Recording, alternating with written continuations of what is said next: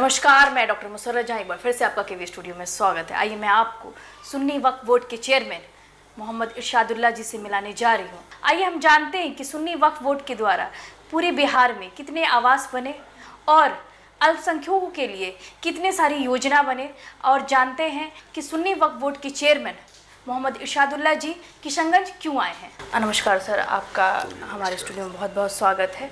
आप सुन्नी वक्फ बोर्ड के चेयरमैन हैं और जहाँ तक मुझे पता चला कि वक्फ बोर्ड भी कुछ सालों से काफ़ी प्रोग्रेस हो गई है और माइनॉरिटीज़ के लिए बहुत सारे सुविधा, बहुत सारे स्कॉलर्स सब कुछ मिल रहे हैं, तो उसके बारे में आप हमें कुछ बताएं। 2008 से आज 2020 से मैं वक्फ बोर्ड का चेयरमैन था। अभी एक महीने के लिए 1 सितंबर को हमारा टेन्योर पूरा हुआ है, लेकिन फिर इसी महीने में मैं फिर कंटिन्यू करने जा रहा हूँ। सारी बातें फाइनल हो चुकी हैं। फिर मैं 5 साल के लिए चेयरमैन बनूँगा। रह गई बात, इसके पहले 2008 के पहले वक्फ बोर्ड को कोई जानता भी नहीं था और उसकी वक्फ कंट्रीब्यूशन इतना कम था और हर जगह इंक्रोचमेंट था।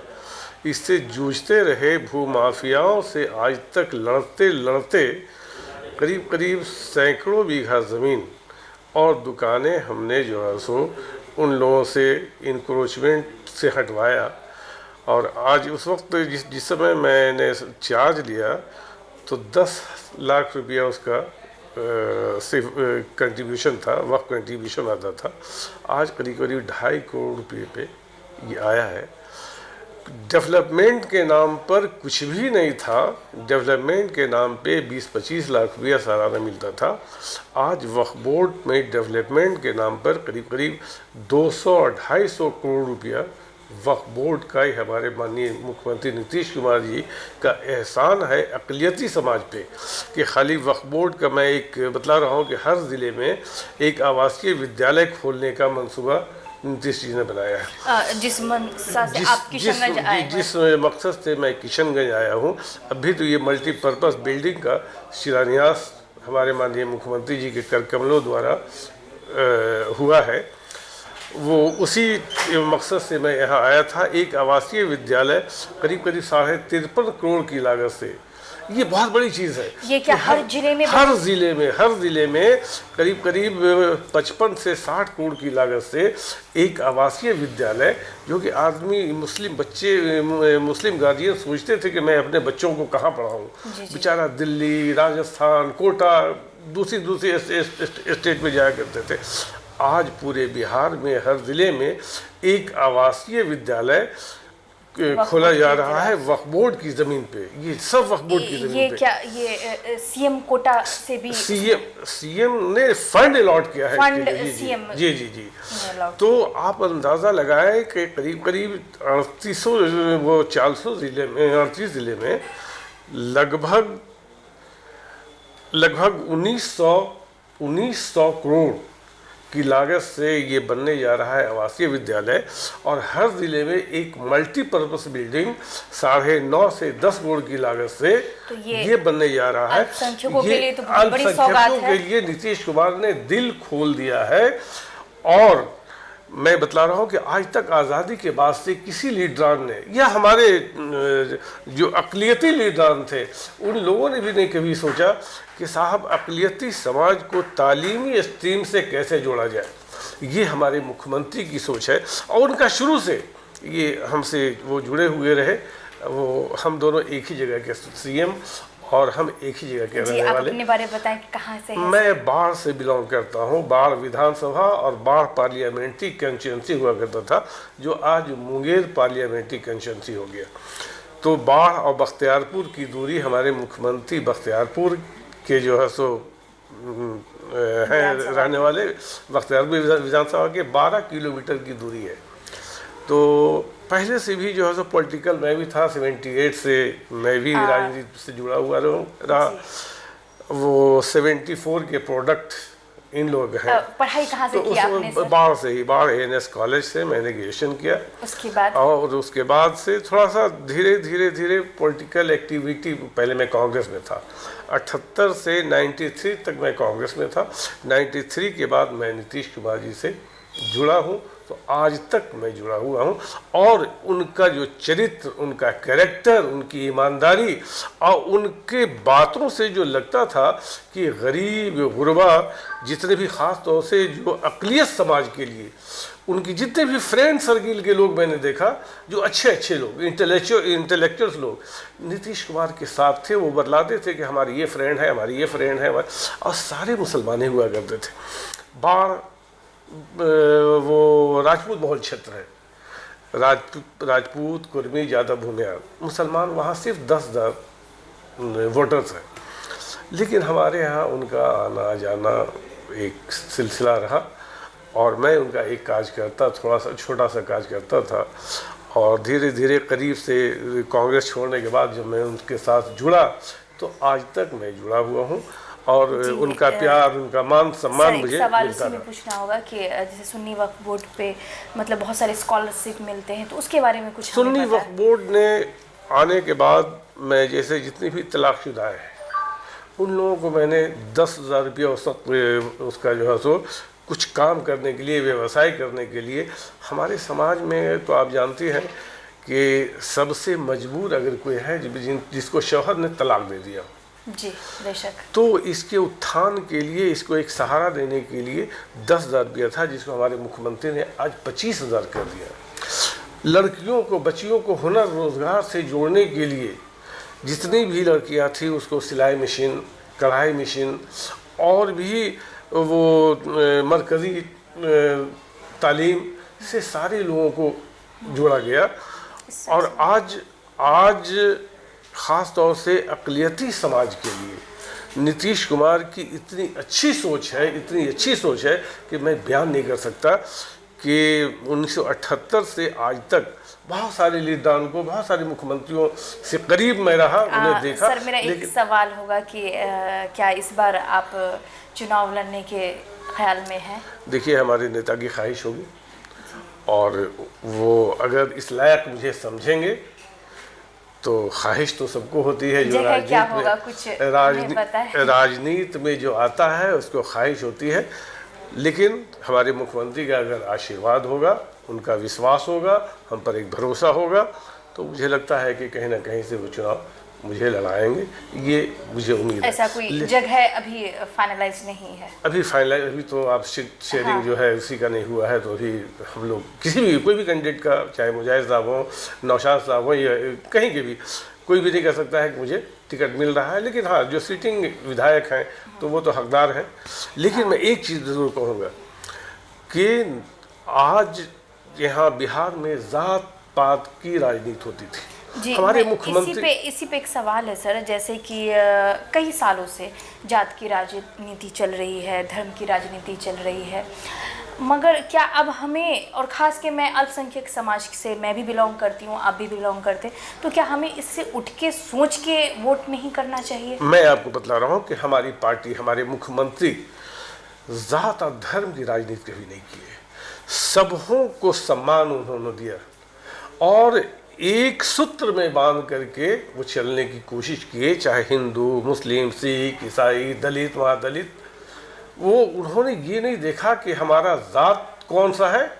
पहले MY समीकरण, कौन कौन सा समीकरण हुआ करता था, हमारे मुख्यमंत्री के इसमें कोई समीकरण नहीं है, सिर्फ इंसान का समीकरण है। और इन्होंने ख़ास तौर से जो दबे कुचले लोग हैं, ख़ास तौर से जो कमज़ोर लोग हैं, जैसे खास अक़लियती समाज के लोग, अक़लियती समाज के लोगों के लिए एक दर्द है इनके पास, और वो चाहते हैं कि अक़लियत समाज के लोग थोड़ा सा एजुकेशन से स्ट्रीम लाइन में जुड़े, शिक्षित हों। और बार बार ये कहते हैं कि कई बार वो डांटते भी हैं कि इरशाद साहब अक़लियत समाज के पास जाइए, और उनको तबलीग की तरह उन लोगों के पास, खुद उनका वर्ड था कि जैसे तबलीग आप लोग करते हैं, तबलीग कीजिए उन लोगों के पास जाकर के, पढ़ाई करें, तालीम से जुड़ें। आज यही है उनका जो मकसद था कि हर ज़िले में एक आवासीय स्कूल, हर ज़िले में एक मल्टीपर्पज़ बिल्डिंग जिसमें कोचिंग सेंटर होगा, मैरिज हॉल होगा, और उसके अलावा बहुत सारे मुसाफिर जो ज़ायरीन मुसाफिर लोग आते हैं उनको ठहरने की जगह नहीं होगी, वो ठहरने के लिए उसमें कमरे भी होंगे। तो ये सारी सहूलतें एक मुसलमानों के लिए एक एक ज़िले में करीब करीब 60-70 करोड़ का तोहफ़ा हर ज़िले में मुख्यमंत्री दे रहे हैं। और उनको कभी फिक्र है नहीं रही कि हमको मुझे अक़लियत समाज वोट दे या ना दे, उनका जो है दायित्व है, जो उनका फ़र्ज़ है, वो उसको पूरा करते रहे। क्या लग रहा है कि ये जो 2020 का विधानसभा होगा तो मतलब ये गठबंधन है, और ख़ास के मैं अगर जेडीयू की बात करें तो कितनी सीट इस बार आएगी पहले से बेहतर, क्योंकि अब तो गठबंधन चेंज हो गया है, तो उसके बारे में कुछ बताएं। मैं आपको बता दूं कि अपोजिशन नाम की कोई चीज़ नहीं है। आप भी एक जर्नलिस्ट हैं, एक अच्छी एंकर हैं, आप समझ रही होंगी, अपोजिशन नाम की कोई चीज़ नहीं है। और आज हमारे वज़ीर आला, हमारे मुख्यमंत्री आदरणीय नीतीश कुमार जी ने जो विकास किया है बिहार में, सारी जनता देख रही है। और हमारे मुसलमान लोगों ने ये तय कर लिया है कि हम लोग मुख्यमंत्री के विकास पे, उन्होंने जो ईमानदारी से विकास किया है अपने बिहार के लिए, उस पर वोट देगी, ना कि ज़ात पात और ये सारी चीज़ भूल रहे हैं हमारे ख़ास अक़लियती समाज के साहब। वो भाजपा और ये जो भय दिखलाया जा रहा है, ये सब कुछ भूल चुके हैं। सिर्फ नीतीश कुमार को निहार रहे हैं और नीतीश कुमार की तरफ देख रहे हैं कि हमारे वाहिद लीडर हैं बिहार के, वो है नीतीश कुमार। इनके जैसा कोई भी लीडर अब भी न पैदा हुआ है या आने वाले दिनों में शायद कोई वैसा हो। इतने सेकुलर जहन का इंसान या इतने सेकुलर जहन का लीडर हमने इस युग में नहीं देखा। तो मैं ये कहूँगा कि हज़ारों साल नरगिस अपनी बेनूरी पे रोती है, तब कहीं जाकर होता है चमन में दीदवर पैदा। तो आज नीतीश कुमार ने हमारे अक़लियती समाज के लिए, बिहार की जनता के लिए एक दीदवर पैदा हुए हैं। इसको जनता, अक़लियत समाज को या बिहार की जनता को खोने नहीं देना चाहिए। सर, एक आखिरी सवाल कि अल्पसंख्यकों के लिए, बिहार के अल्पसंख्यकों को किस तरह का आप मैसेज देना चाहते हैं? सिर्फ पॉलिटिकल नहीं, कि किस तरह से अब हमें रहना चाहिए? देखिए, सबसे पहली चीज़ ये है कि हम लोग ये बदनाम हो चुके हैं कि मुस्लिम समाज जज्बाती होता है। ज़रा सा मज़हब और धर्म के नाम पर इसे कुरेद दो, ये जज्बात में आ जाता है। और जब इंसान जज्बात में आता है तो बहुत सारी गलतियां करता है। इसलिए बहुत सोच समझ कर कदम उठाएं। और भाई, अगर आपके लिए हम थोड़ा सा काम कर रहे हैं तो जाहिर सी बात है, ईमानदाराना तो यही ना है, मज़हब यही कहता है कि अगर कोई मज़दूर काम कर रहा हो तुम्हारे लिए तो उसकी मज़दूरी वाजिब है, मज़दूरी देनी चाहिए। तो नीतीश कुमार जी ने जो बिहार के लिए 15 साल तक काम किया है, ये आजमूदा है, आजमाए हुए हैं। कोई दूसरा आएगा तो आजमाना पड़ेगा। जो 15 साल बिहार में अमन, चैन, शांति दी है, कानून का राज दिया है, वो आने वाले दिनों में कौन आएगा, कैसी सरकार होगी, कैसा राज्य चलेगा, वो फिर से सोचना पड़ेगा। जो 15 साल पहले हम लोगों ने झेला है, हम लोगों ने देखा है, अल्लाह ना करे, भगवान ना करे कि वो दिन फिर से देखना पड़े बिहार की जनता को, बिहार के बच्चों को, बिहार के नौनिहालों को। सुन्नी वक्फ बोर्ड से मेरा एक सवाल है कि आने दिनों में मतलब सुन्नी वक्फ बोर्ड और कितना ग्रो करेगी, इसके बारे में कुछ हमें बताएं। देखिए, सुन्नी वक्फ बोर्ड अगर सही मानों में जितनी जायदादें इनके पास है, मैं 5000 करोड़ का सुन्नी वक्फ बोर्ड मालिक है।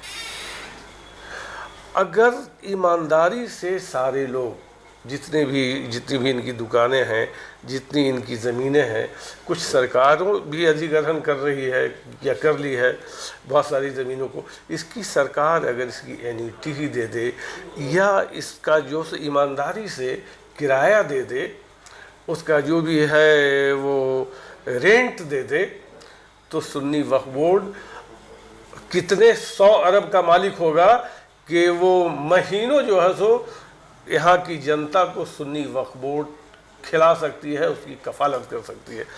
लेकिन है क्या कि हमारे जितने भी अक़लियत समाज के लोग हैं या बिहार वासी हैं, उनको लगता है कि ये वक्फ बोर्ड की ज़मीन है, इसका जैसे भी हो मिसयूज़ कर लो।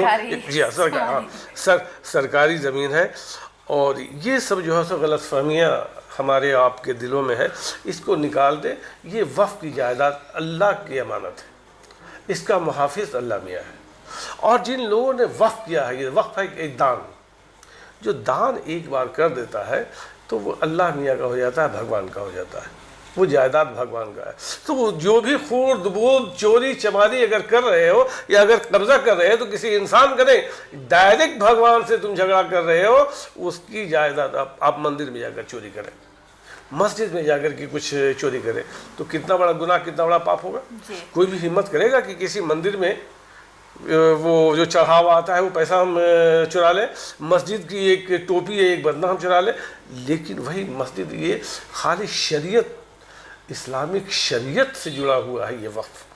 तो वक्फ की जायदाद की हिफाजत करना सारे लोगों का फरीज़ा बनता है, चाहे उसमें हिंदू हो, मुसलमान हो, सिख हो, ईसाई हो, सारे लोगों को आगे आना चाहिए। और वक्फ की जायदाद की हिफाजत कैसे की जाए उन लोगों को भी सोचना चाहिए। ये ना हो कि सिर्फ वक्फ बोर्ड का चेयरमैन या वक्फ बोर्ड के जो मेंबरान हैं वही देखें, इसलिए कि वक्फ की जायदाद पे सारे लोगों का हक है, बराबर है। जी हक बराबर है, इसलिए कि देश का ये बहुत बड़ा एहसास है, बहुत बड़ा एसेट है, इसको संजो कर रखना चाहिए। जी बहुत बहुत धन्यवाद सर, आपसे बहुत कुछ जानने को मिला, बहुत बहुत धन्यवाद।